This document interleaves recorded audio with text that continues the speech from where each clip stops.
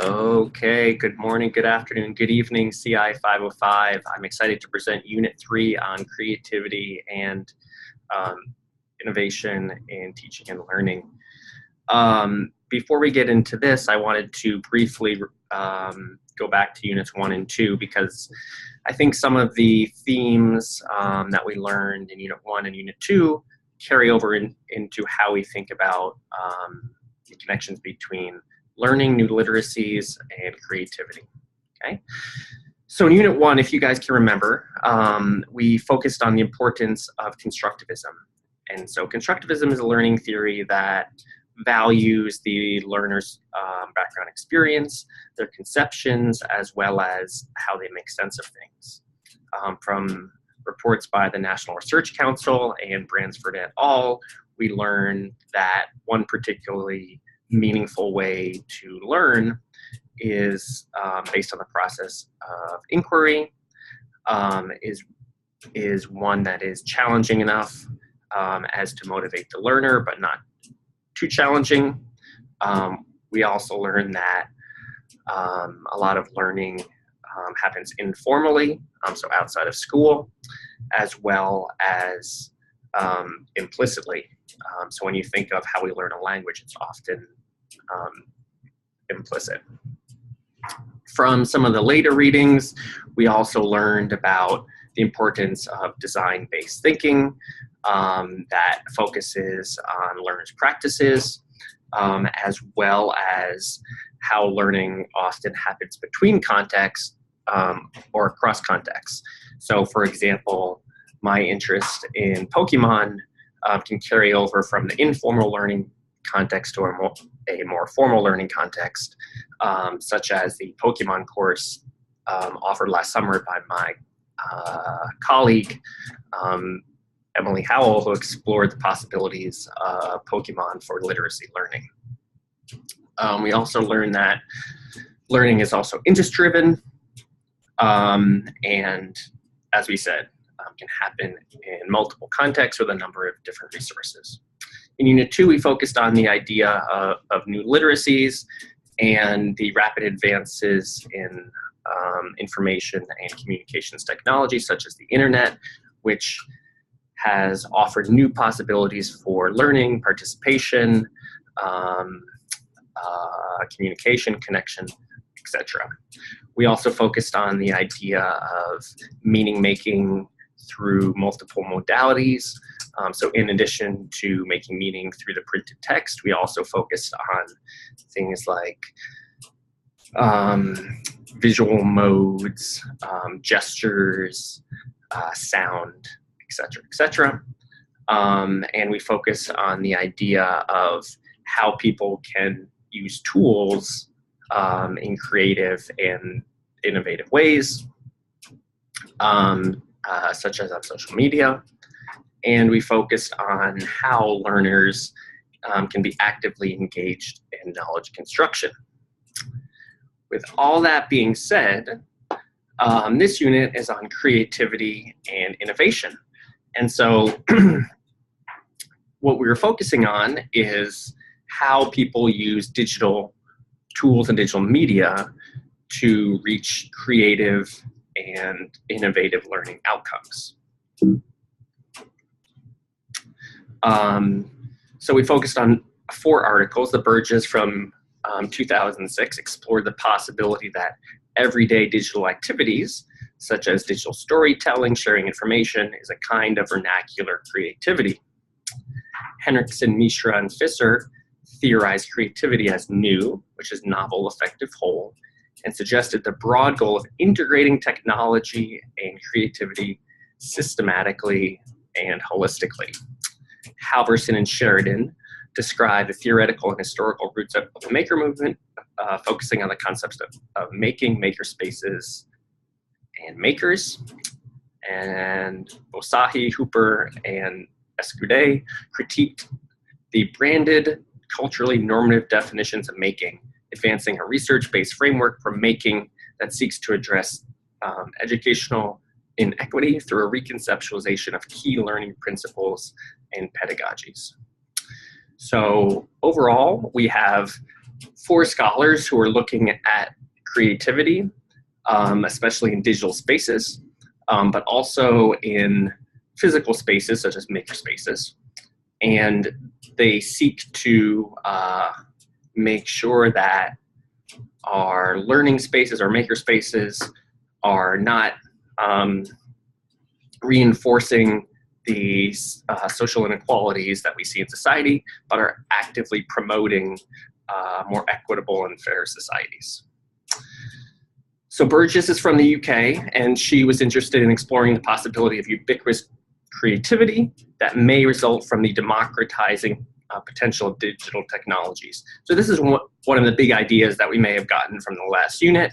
In the 1990s and the early 2000s, there was the idea that the internet is inherently democratic, and that all of these new technologies can offer citizens new ways of participating in the world. Since then, we have become a bit more critical in the field of education / educational technology, but there is the potential there. So she wants to get beyond the mere celebration of creativity as agency, which means getting beyond the simplistic idea that just because someone made a digital story, for example, that we shouldn't kind of automatically celebrate them. She wants us to describe and illuminate the creative practices that emerge from highly particular and non-elite, so everyday, social context and communicative conventions. So for her, the focus of creativity is one that allows us to consider how different processes get combined in kind of everyday practices.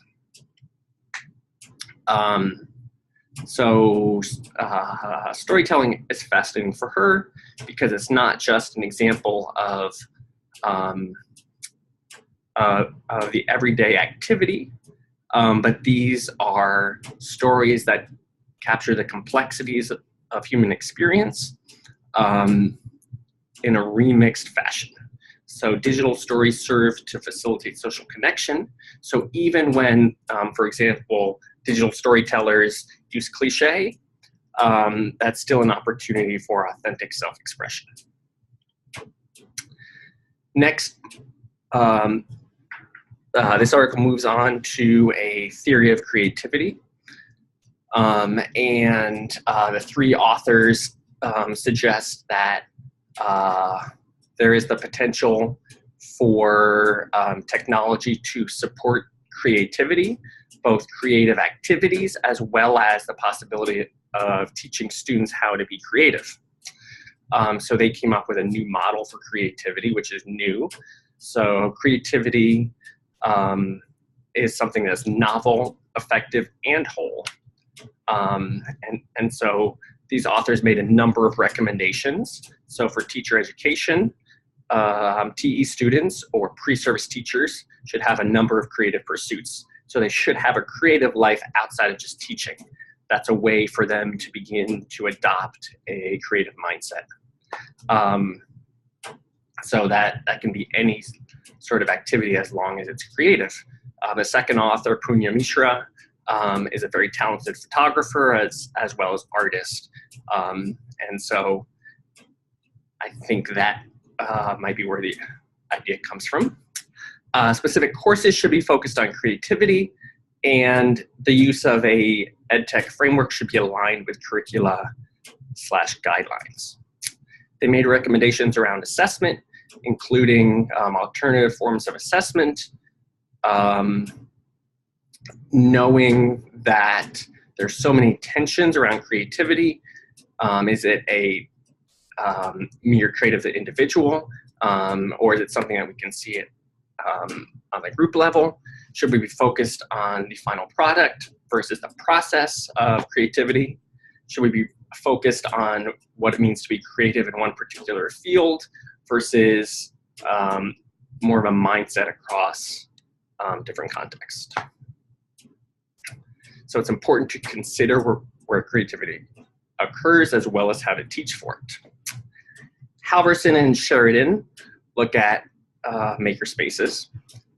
And they suggest that, similar to Burgess, there's the idea of the democratic potential of making via cheap hardware, things like 3D printers, as well as sharing designs.